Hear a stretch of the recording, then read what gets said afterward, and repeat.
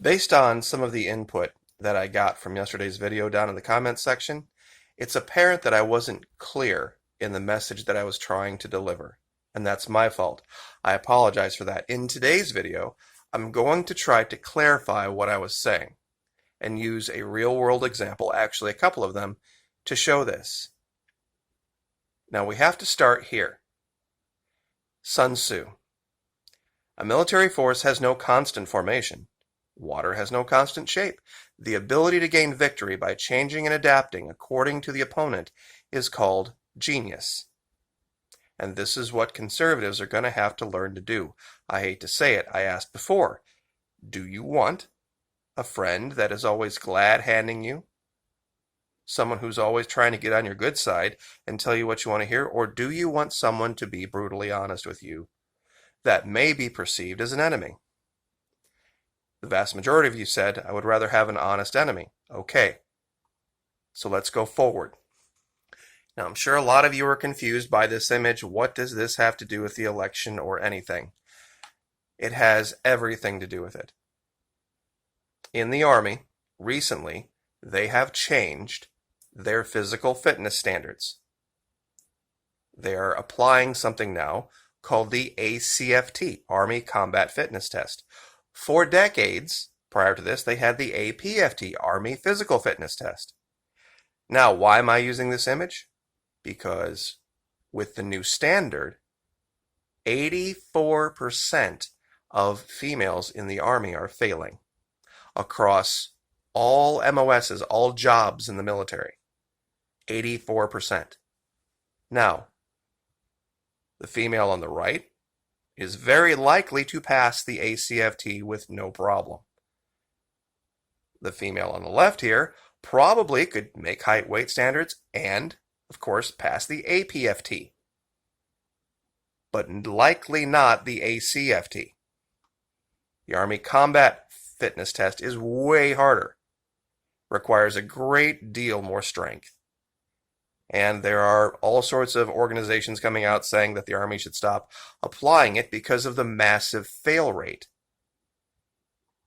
APFT in the Army, for those of you who are unaware, push-ups, sit-ups, 2-mile run. It's been the standard, had been the standards for years. ACFT, 3-repetition max deadlift, standing power throw, hand release push-up with arm extension, sprint drag and carry, leg tuck, and a 2-mile run. It is a brutal test. Even 30% of the men are failing it. You see, it's a new standard. It's a new and better standard. Why?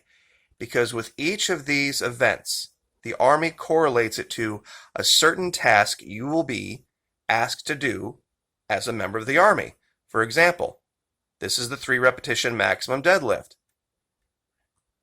Lifting and moving heavy loads from the ground, extracting a casualty on a litter, standing power throw, throwing equipment onto or over an obstacle, lifting soldiers up, jumping across.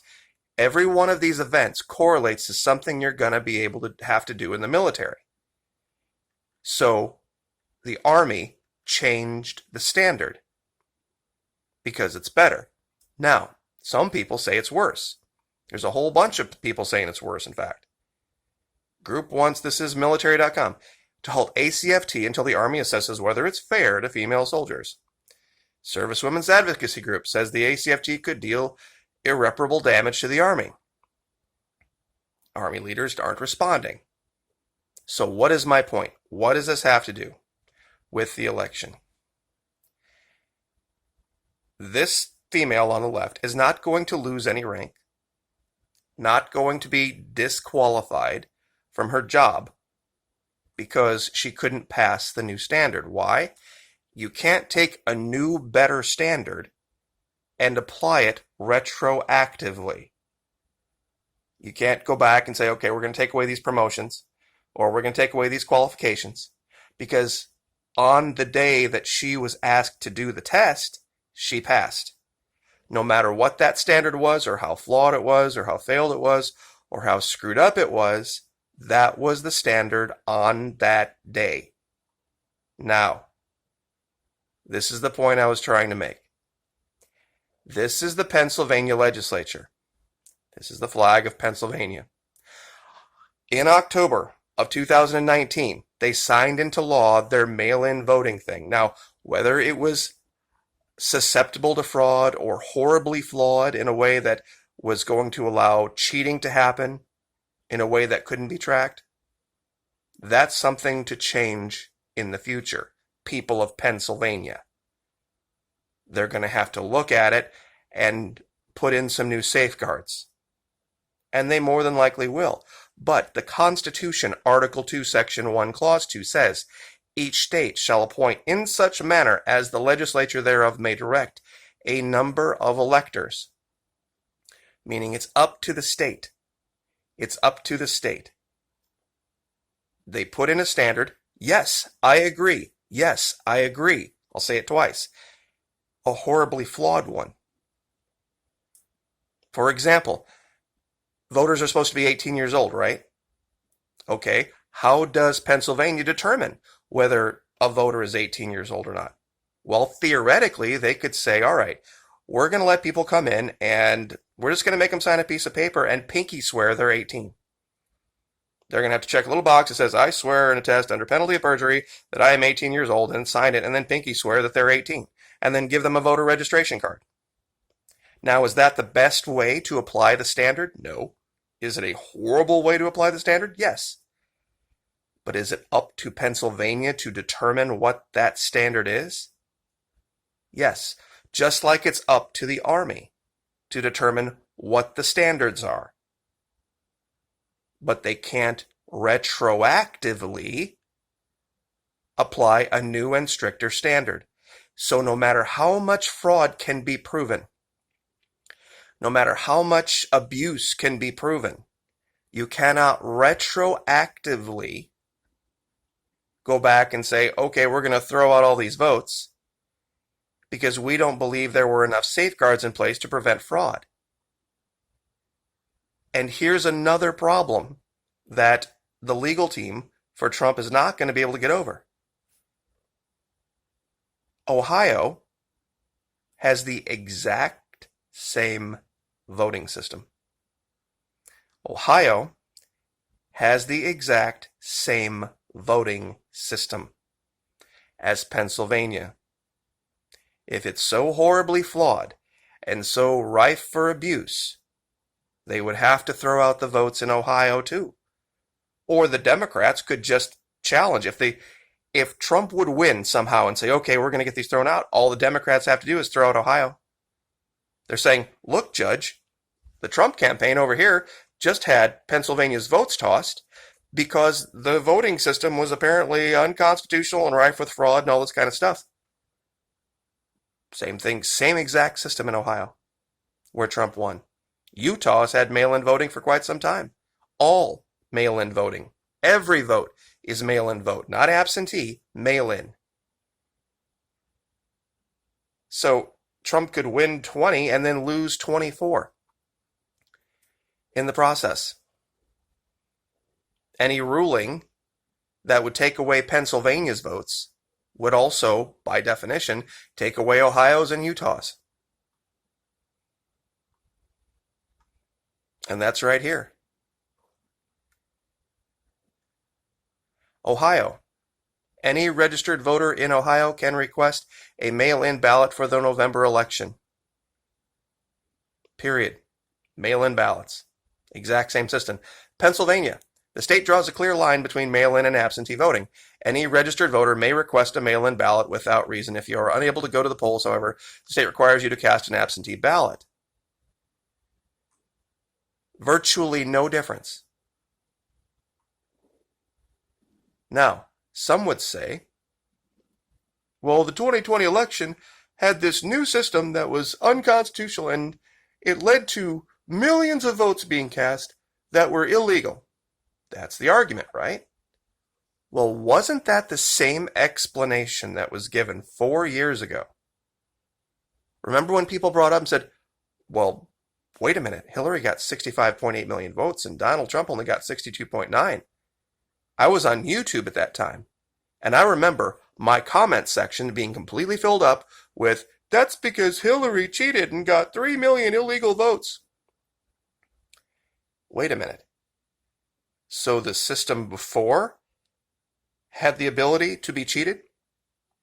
There were problems in 2016 with illegal votes before there was mail-in voting? You see, that's the problem. That is the problem. And now we are up to what?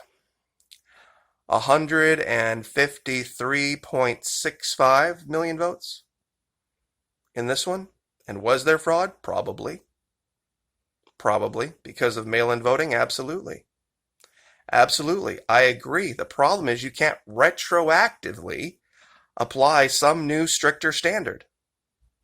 Because the people in Pennsylvania believed, based on the actions of their legislature, which I believe is controlled by conservatives, by the way, that mail-in voting would be legal and safe and appropriate. You can't go back now and say, oh, because the results didn't favor us, we're going to challenge this. The time to challenge it was a year ago. Now, if Trump had put together a legal team a year ago and challenged it then, before anybody voted, and said this is no matter how it turns out in Pennsylvania, no matter how it turns out, mail-in voting can't be trusted. And then what happens when he wins Ohio? And he wins Utah? That's right. Those votes would get tossed. Just like the ones in Pennsylvania. But it wouldn't change the outcome. It wouldn't change the outcome. And this is why I used this image. No sanction can be placed on girl on the left because she isn't in the shape of girl on the right. Now, I think it's 2022 or something like that, they are going to start applying the ACFT to the extent that you can fail basic training, fail AIT, or fail some training standard because you don't pass it in the future. But they can't go back retroactively and say because you don't meet the ACFT standards, or you didn't 3 months ago or 6 months ago or 9 months ago, that we're going to take this away, take that away, take this other thing away, even though it's been implemented in the Army. Now, let me tell you another personal story. And this was a real world, actually happened to me story. Okay, what you're looking at is the track. It's called Hilltop Track. It is in Monterey, California, at the Presidio of Monterey, where they teach languages. I was a linguist in the military. I've shared this before. Now, this track has been redone and is a regulation track, the one you're looking at. However, when I was there, back in the 80s, a problem was discovered, and it messed with our PT results. You see, normally 2 miles is 8 laps around a standard track. Well, when they put this track together, it was a dirt track. Years and years and years and years and years ago. They weren't all that accurate with the measurements. And it wasn't as long as it needed to be, meaning that after 8 laps, you had only run about 1.8 miles, 1.85 miles. And they discovered this after many soldiers had been certified, having run 2 miles in the required prescribed amount of time. So guess what had to happen? They had to go back and they had to change everything and they had to retest, but nobody was sanctioned. Nobody was given a fail. Why? Because the standard that was applied on the day of the test was if you complete 8 laps around this track, 2 miles, in this amount of time, you pass. Was the standard wrong? Yep, it sure was. It was completely wrong. Completely wrong. But Did they go back and take away rank? Did they go back and take away qualifications? No. It was just a screw up. It was just a mess up. It was something that probably happens more in the military than you might want to believe. So they've since then fixed the track, and it's now 8 laps. And this is the point I've been trying to make. Even if Sidney Powell and Giuliani are right, and Jenna Ellis is right, and they can prove fraud, they can't overturn what happened on Election Day in Pennsylvania. No matter how screwed up the legislature was in passing this ridiculous mail-in ballot thing, because of the way our Constitution reads. Each state, you could read it like this: each state shall appoint in such screwed up manner as the legislature thereof may direct a number of electors. And look, if somebody wants to go back and challenge and say, hey, you can't just have people pinky swear they're 18, I'm sure a judge would say, I agree with you. You can't do that. Going forward, they're going to have to apply a much stricter standard going forward. Going forward. But on that day, at that time, nothing can be done now. Nothing can be done now. And this is a real-world example of it.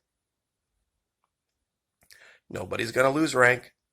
Nobody's going to lose qualifications. Nothing's going to change. Because at some point in the past, one worse standard was identified and a new better standard was now identified. So, anyway, I'll just leave it there. Like, share, subscribe.